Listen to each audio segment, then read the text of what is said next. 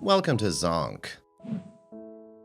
I-20 female was 18 and fresh out of high school when I left my parents, our town, and my friends to start a new life with a guy I barely knew. Tim, 24 male, as I only called him, turned out to be a nice guy. Better than I imagined. The backstory? Nothing much.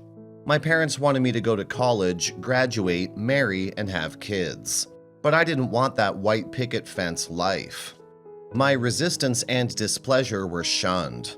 It was like they had planned out my life. I had to do something.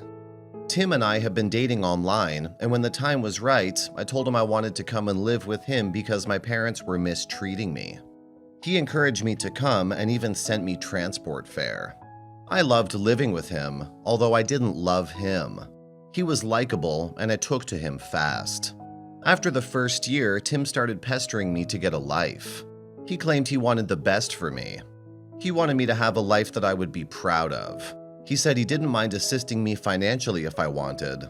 I was proud of my life as it was. I didn't need my boyfriend to be a father figure.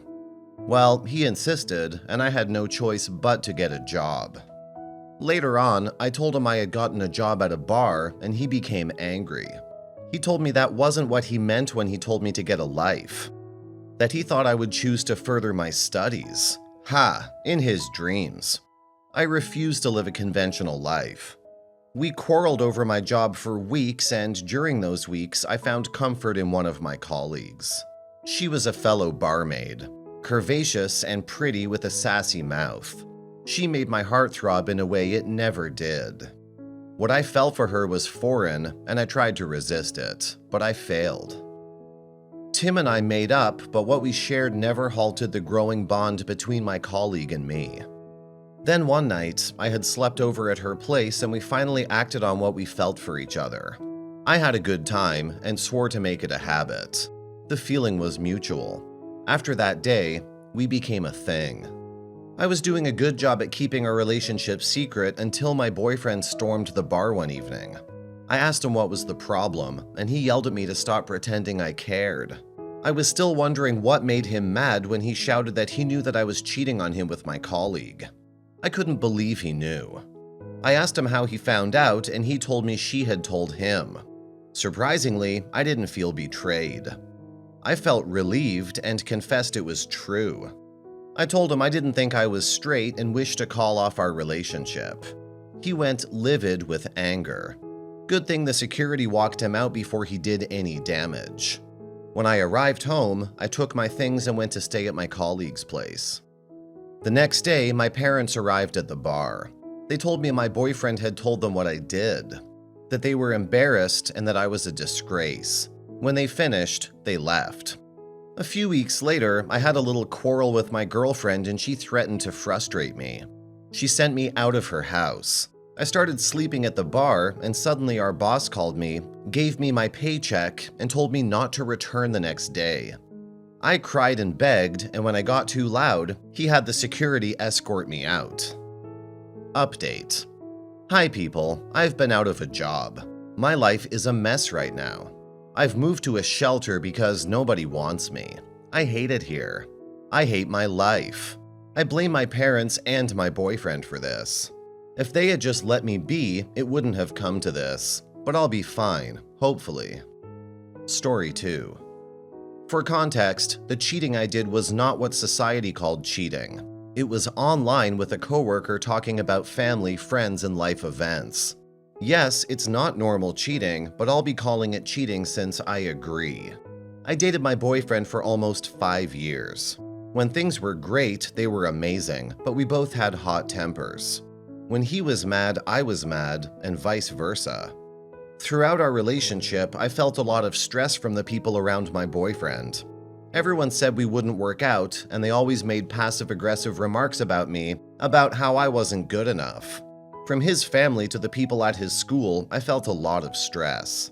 When this happened, I would go on ranting about how much I hated them and wanted them to die for like 6 hours. It was a lot for me to handle seeing how everyone wanted me as a person to fail. My boyfriend felt very uncomfortable and eventually started fighting with me over that. The fights were cruel and hard. It didn't help that we just discovered alcohol, which meant we both got more rowdy. He would call me names ranging from "you're a bish" to "you're worthless to society." I know, not great, and very terrible in a relationship. I thought I could handle this because I knew he didn't mean it. His actions outside of a fight showed otherwise. But the problem was, every fight got to me. I started feeling low. I mean, I got better with the ranting and stopped. We didn't fight as much anymore. It was okay. We were both at lows, though. I'm not so good at communicating, and to be honest, I wanted to deny I had any sort of issue. But as the fights continued, one every week, every other week, over trivial things, I would still feel some heat from the words he said. It wasn't as bad because he improved, but it was still heartbreaking to hear. Always talking about our inevitable breakup kind of thing. One day, my old coworker messaged me, and I messaged back. My boyfriend celebrated his end of exams by hanging with a mixed group for 1 to 2 hours at a bar drinking. So I thought it wasn't that bad to message back. I admit I was friendlier than usual, but I used to work with him, so I was used to being friendly. We talked periodically, and I did message first twice, once because I felt a little low, and the second because I needed directions. It did feel wrong because if my boyfriend did it, then I would be upset. Not upset to break up, but upset to be angry and rant. My boyfriend saw the messages and wasn't happy. He broke up with me. I tried to talk it out, and he went on a date with a girl 2 days after because his coworker asked him out. 4 days later, we tried seeing each other again. It was hard, but I thought at least it's okay to see each other. We did everything like normal. Sure, we got angry, but it wasn't too bad. The day before our last breakup, I explained my mental process and all the hoops I was going through. It was hard, and I was scared because I never told anyone before, but it was almost relieving. He told me he loved me more, and we hugged, kissed, and left. Then he had a breakdown, and the next day he said he was ashamed of me. And although he wanted it to work, it just couldn't. I was devastated. I couldn't believe him. He told me he loved me more just yesterday. He hasn't talked to me since, and I asked his best friend what was going on, and he said not to have hope. It's been 5 days. That's not normal. We usually are joint at the hips. I'm a mess, and I don't know what to do. I want him. I want to work it out, but I've been ignored through all contact points. I've gone to therapy the last 5 days. I've talked to friends about it. Nothing ever makes me feel better. I'm pretty scared. It's pretty unbearable, and I'm not sure what I should do next. From what you've described, it seems like there were issues in your relationship that were causing both you and your boyfriend a lot of stress and pain. It's clear that you both cared about each other, but it seems like the fighting and hurtful words were taking a toll on your mental health. Regarding the cheating, it's important to understand that different people have different definitions of what constitutes cheating.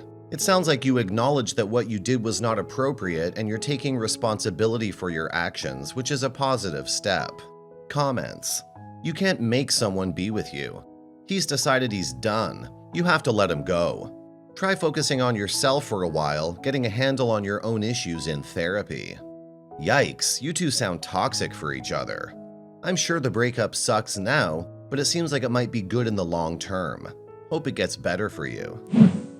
Story 3.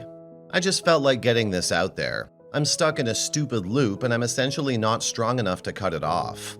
Started things with my AP last year. We were both in relationships. His had recently gone LD, mine was on the rocks. We got on ridiculously well, even factoring in the 20-year age gap. He's essentially a man-child, so it worked out nicely. I called off things with my SO because I felt he deserved proper commitment and carried on being the AP for this guy. Fell in love over the course of it all. Thing is, he's constantly guilty. He seeks me out and craves my company, but then feels bad and disappears after that. When we started, he would text and call and be lovely. Now he's stopped that. We've broken up so many times, it's stupid. Usually he initiates both the hookups and the breakups, but the last time, in March, I called it quits. Made it clear I wanted more. Not a relationship in the traditional sense, but some sort of responsibility accountability. It's at this point he tells me he's thinking of leaving his SO because she doesn't like kids. He has 2 from his ex-wife. Anyway, went silent on him for ages and he never tried to contact me. A few weeks ago, we started running into each other because we watch football at the same bar. Last week, we chatted for ages, talked about his SO and the guy I've just started dating, music, family, our relationship. We had amazing sex back then and had a generally nice time. He was opening up to me like he used to, and it was really familiar. When we left, he gave me this long lingering hug, and when I realized it was dangerous territory, I pulled away. He grabbed my hand, wouldn't let it go, and suddenly pulled me close and kissed me. Texted me after thanking me for a lovely night. Like on one hand, I can't deal with this merry-go-round again. On the other, I miss him when it was good. And on my third imaginary hand, there's this anticipation mixed with worry, because every time we try and end it and avoid each other for a couple months, the next time we see each other, the attraction and chemistry is off the charts.